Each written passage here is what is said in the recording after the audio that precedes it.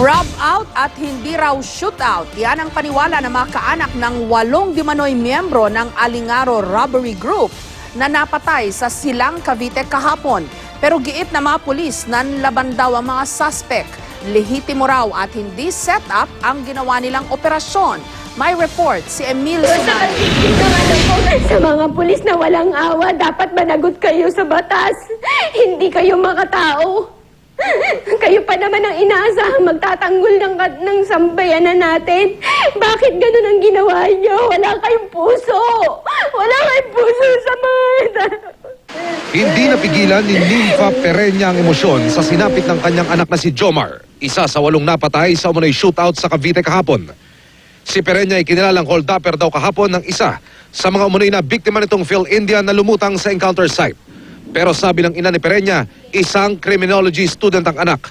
Poultry daw ang pinagkakakitaan nila at hindi pang-hold up. Hindi makatao yung pagpatay na ginawa nila. Dapat po hinuli nila kung halimbawa. Hindi po nila dapat pinatay. Natunto namin ang mga Pereña sa liblib na barangay ng Alingaro, sakop ng General Trias, Cavite.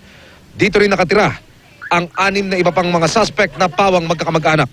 Si Arnold Babaan naman na pinsan ni Pereña at isa rin sa mga nasawi. Isa raw magsasaka. Wala pong katunayan po yan.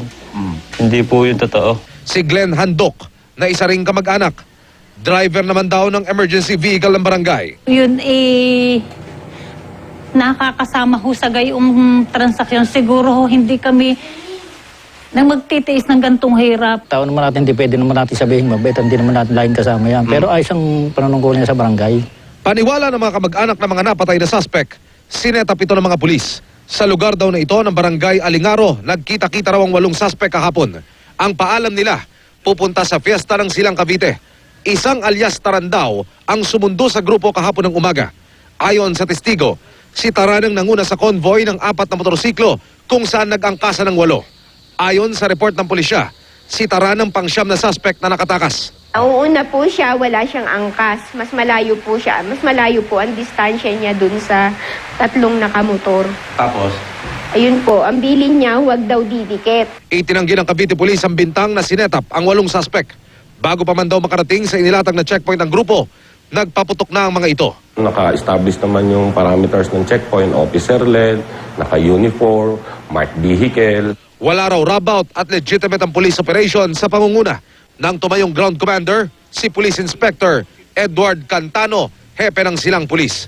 Lumaban sila sa batas yun ang nangyari. Kung huminto na lang sana sila, di na-process pa. Hinihintay pa hanggang ngayon ang ulat ng PNP Soco. Emil Sumangil, GMA News.